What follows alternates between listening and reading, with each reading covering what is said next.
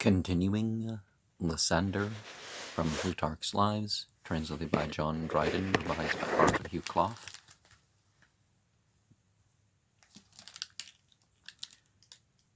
This disproportionate ambition ought very likely to have been in some way softened down, and Lysander should have been reduced to his proper second place, but wholly to cast off and to insult and affront, for glory's sake, one who was his benefactor and friend,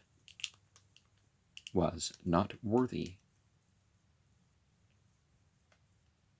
Agesilaus to allow in himself, for, first of all, he gave him no opportunity for any action, and never set him in any place of command. Then, for whomsoever he perceived him exerting his interest, these persons he always sent away with a refusal, and with less attention than any ordinary suitors, thus silently undoing and weakening his influence. Lysander, miscarrying in everything, and perceiving that his diligence for his friends was but a hindrance to them, forbore to help them, entreating them that they would not address themselves to, nor observe him, but that they would speak to the king, and to those who could be of more service to friends than at present he could. Most, on hearing this, forbore to trouble him about their concerns, but continued in their observances to him, waiting upon him in the walks and places of exercise, at which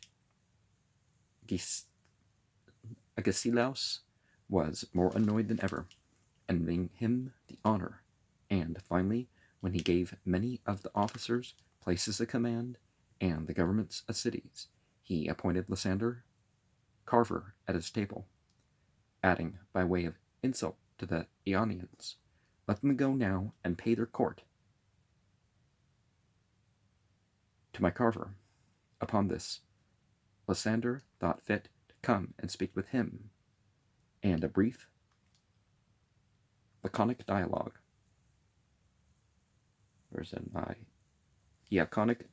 passed between them as follows: "Truly you know very well, O Agesilaus, how to depress your friends."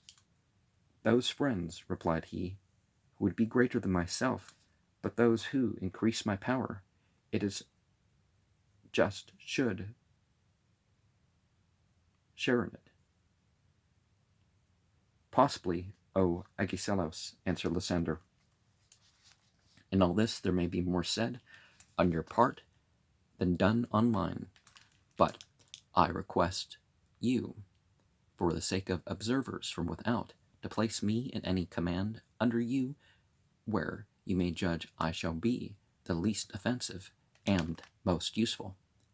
Upon this he was sent ambassador to the Hellespont, and though angry with Agesilaus, yet did not neglect to perform his duty, and having induced Spithridates, the Persians, the Persian, being offended with Pharnabazas, a gallant man, and in command of some forces to revolt, he brought him to Agesilaus. He was not, however, employed in any other service, but having completed his time, returned to Sparta without honor, angry with Agesilaus, and hating more than ever the whole Spartan government, and resolved to delay no longer, but while there was yet time to put into execution the plans which he appears some time before to have concerted for a revolution and change in the constitution. These were as follows: the Heraclida, who joined with the Dorians and came into Peloponnesus, became a numerous and glorious race in Sparta, but not every family belonging to it had the right of succession in the kingdom, but the kings were chosen out of two only, called the Europhontida and the Agiada. The rest had no privilege in the government. By their nobility of birth, and the honors which followed from merit lay open to all who could obtain them. Lysander, who was born of one of those families when he had risen into great renown for his exploits, and had gained great friends and power, was by others not at all better descended than himself, and formed a design to remove the government from the two families, and to give it in common to all the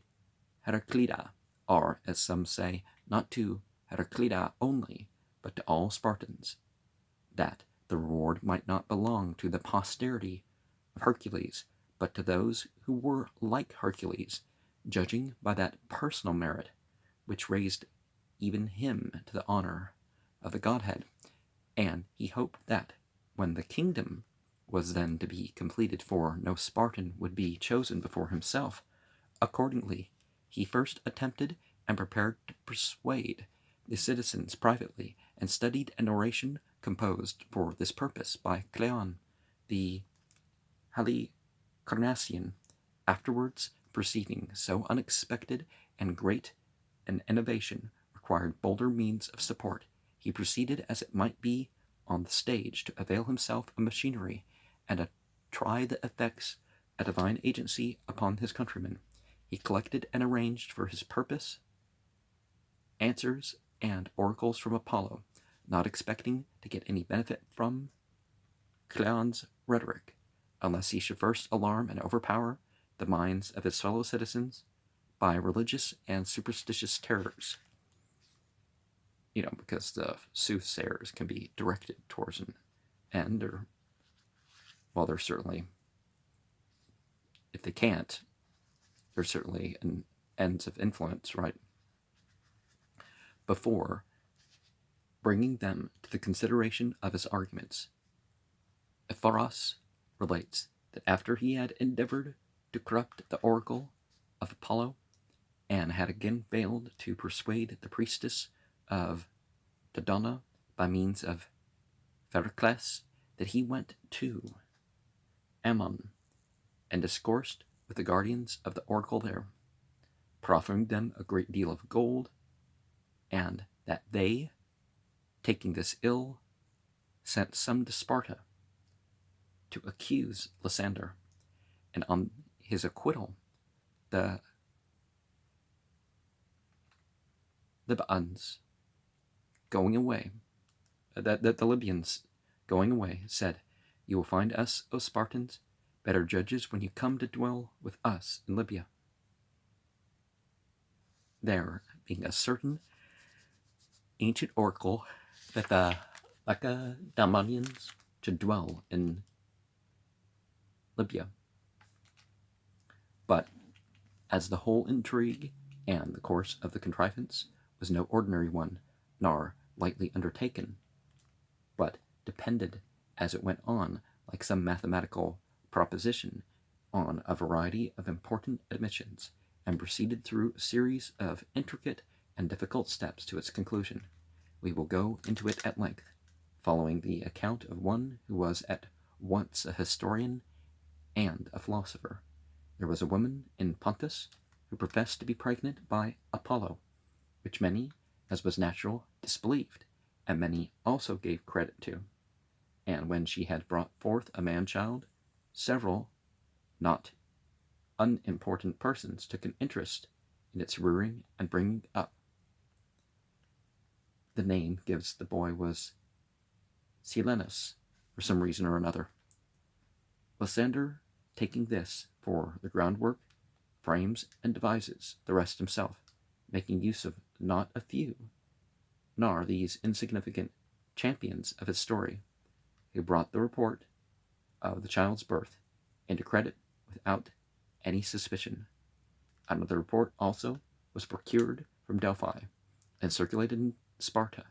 that there were some very old oracles which were kept by the priests in private writings, and they were not to be meddled with, neither was it lawful to read them, till one in after times should come, descended from Apollo, and on giving some known token to the keepers, should take the books in which the oracles were. Things being thus ordered beforehand, Silenus it was intended should come and ask for the oracles, as being the child of Apollo, and those priests who were privy to the design were to profess to search narrowly into all particulars and to question him concerning his birth, and finally were to be convinced and as to it's a sizable book, I don't mean to slip, and as to Apollo's son, to deliver up to him the writings. Then he, in the presence of many witnesses, should read, among other prophecies, that which was the object of the whole contrivance relating to the office of the kings, that it would be better and more desirable to the Spartans to choose their kings out of the best citizens. And now, Silenus being grown up to a youth, and being ready for the action, Lysander miscarried in his drama through the timidity of one of his actors, our assistants, who just as he came to the point lost heart and drew back. Yet nothing was found out while Lysander lived, but only after his death. He died before Agesilaus came from Asia, being involved, or perhaps more truly having himself involved, Greece in the Boeotian War, for it is stated both ways, and the cause of it some make to be himself, others the Thebans, and some both together. The Thebans, on the one hand, being charged with casting away the sacrifices at Audalis, and that being bribed with the king's money brought by Androclides and Amphithus, they, with the object of entangling the Lacedaemonians in a Grecian war, not upon the Phocians, and wasted their country. It being said, on the other hand, that Lysander was angry that the Thebans had preferred to claim the 10th part of the spoils of the war, while the rest of the confederates submitted without complaint, and because they expressed indignation about the money which Lysander sent to Sparta, but more especially because from them the Athenians had obtained the first opportunity of freeing themselves from the 30 tyrants whom Lysander had made, and to support whom the Lacedaemonians issued a decree that political refugees from Athens might be arrested in whatever country they were found, and that those who impeded their arrest should be excluded from the confederacy. In reply to this, the Thebans issued counter decrees of their own, truly in the spirit and temper of the actions of Hercules and Bacchus, that every house and city in Boeotia should be open to the Athenians who required it, and that he who did not help a fugitive who was seized should be fined a talent for damages,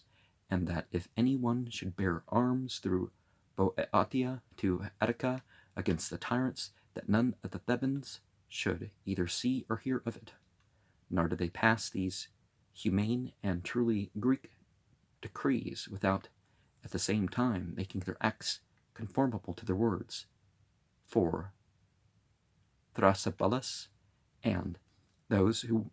with him occupied Phila set out upon that enterprise from Thebes with arms and money and secrecy and a point to start from, provided for them by the Thebans. Such were the causes of complaint Lysander had against Thebes, and being now grown violent in his temper through the atrabilious tendency which increased upon him in his old age, he urged the ephors and persuaded them to place a garrison in Thebes. Taking the commander's place, he marched forth with a body of troops. Pausanias also, the king who was shortly sent after with an army. Now Pausanias, going round by Kithaeron, was to invade Boeotia. Lysander, meantime, advanced through Phocis to meet him, With a numerous body of soldiers, he took the city of the Orchomenians, who came over to him of their own accord and plundered Lebadea. He dispatched also letters to Pausanias, ordering him to move from Plataea to meet him at Haliartus, and that he himself would be at the walls of Haliartus by break of day. These letters were brought to the Thebans, the carry of them falling into the hands of some Theban scouts. They, having received aid from Athens, committed their city to the charge of the Athenian troops, and sailing out about the first sleep, succeeded in reaching Haliartus a little before Lysander, and part of them entered into the city. He upon this first of all resolved, pointing his army upon a hill, to stay for Pausanias. Then, as the day advanced, not being able to rest, he bade his men take up their arms, and encouraging the allies, led them in a column along the road to the walls. But those Thebans who had remained outside, taking the city on the left hand, advanced against the rear of their enemies by the fountain which is called Kisusa,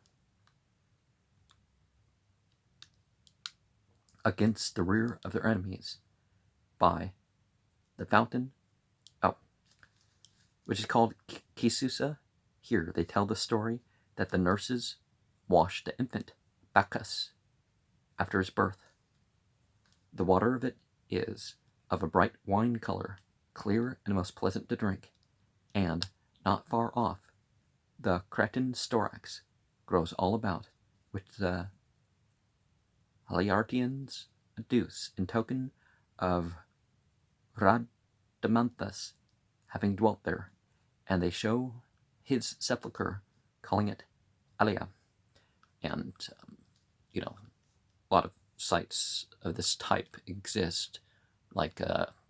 Chaitanya. There's like 24 places where it's known he took a bath, and people make pilgrimage to those places where the guy took a bath. So all sorts of stuff, but the natural features don't, it's not because some dude was there and did this and all this. And do these people, do they say they're gods? Do they say, make pilgrimage according to my life? No. Well, I mean, the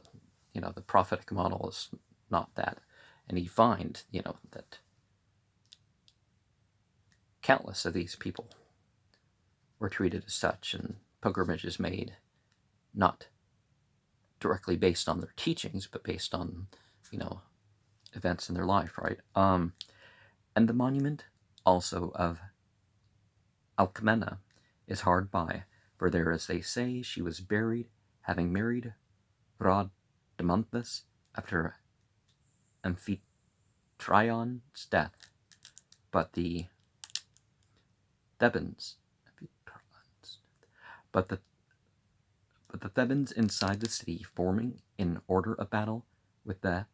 Haliartians, stood still for some time. But on seeing Lysander with the party of those who were foremost and approaching, on a sudden opening the gates and falling on, they killed him with a soothsayer at his side, and a few others, for the greater part,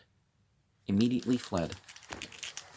back to the main force. But the Thebans, not slacking, but closely pursuing them, the whole body turned to fly towards the hills.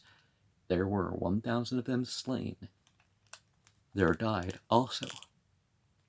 of the Thebans 300 who were killed with their enemies, while chasing them into craggy and difficult places. These had been under suspicion of favoring the Lacedaemonians, and in their eagerness to clear themselves in the eyes of their fellow citizens, exposed themselves in the pursuit, and so met their death. News of the disaster reached Pausanias as he was on the way from Plataea to Thespia, and having set his army in order, he came to Haliartus. Thrasybulus also came from Thebes, leading the Athenians. Pausanias, proposing to request the bodies of the dead under truce, the elders of the Spartans took it ill, and were angry among themselves, and coming to the king declared that Lysander should not be taken away upon any conditions if they fought it out by arms about his body and conquered. Then they might bury him. If they were overcome, it was glorious to die upon the spot with their commander. When the elders had spoken these things, Pausanias saw that it would be a difficult business to vanquish the Thebans, who had but just been conquerors, that Lysander's body also lay near the walls, so that it would be hard for them, though they overcame, to take it away without a truce. He therefore sent a herald, obtained a truce, and withdrew his forces. And carrying away the body of Lysander, they buried it in the first friendly soil they reached on crossing the Boeotian frontier, and in the country of the Peloponnese, where the monument still stands as you go on the road from Delphi to Chaeronea. Now, the army quartering there, it is said that a person of Phocis, relating the battle to one who was not in it, said the enemies fell upon them just after Lysander had passed over the hoplites, surprised at which a Spartan, a friend of Lysander, asked what hoplites meant, for he did not know the name. It was there, answered the Phocian, that the enemy killed the first of us. The rivulet by the city is called hoplites, on hearing which the Spartans shed tears and observed how impossible it is for any man to avoid his appointed lot. Lysander, it appears, having received an oracle as follows: sounding hoplites, thou bear in mind, and the earthborn dragon following behind. And some would say, some however say that hoplites does not run by Haliartus, but is a watercourse near Chaeronea, falling into the river Philarus, not far from the town, in the former times called Hoplias, and now Isomantus. It was there. Is that the meaning of the name? The significance in the name is not always, the same thing, right? The man of Haliartus, who killed Lysander by name, Neocorus, bore on a shield the device of a dragon, and this it was supposed the oracle signified. It is said also, at the time of the Peloponnesian War, that Thebans received an oracle from the sanctuary of Ismenus, referring at once to the battle of Delium, and to this which 30 years after took place at Haliartus. It ran thus: hunting the wolf, observe the utmost bound, and the hill Orchilides, where foxes most are found. By the words the utmost bound, Delium being intended where Boeotia touches Attica, and by Orchilides, the hill now called Alapecus, which lies in the parts of Haliartus towards Helicon. But such a death befalling Lysander, the Spartans took it so grievously at the time that they put the king to a trial for his life, which he, not daring to await, fled to Tegea, and there lived out his life in the sanctuary of Minerva. The poverty also of Lysander being discovered by his death made his merit more manifest, since from so much wealth and power, from all the homage of the cities and of the Persian kingdom, he had not in the least degree, so far as money goes, sought any private aggrandizement, as Theopompus in his history relates, whom any one may rather give credit to when he commends then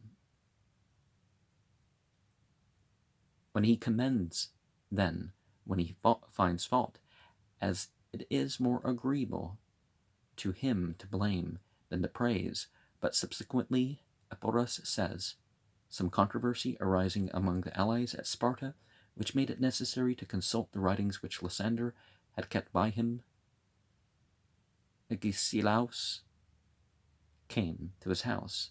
and finding the book in which the oration on the Spartan constitution was written at length, to the effect that the kingdom ought to be taken from the Europontida and Agiata, and to be offered in common, and a choice made out of the best citizens, at first he was eager to make it public, and to show his countrymen the real character of Lysander. But Lacratidas, a wise man, and at that time chief of the Ephors, hindered Agesilaus, and said they ought not to dig up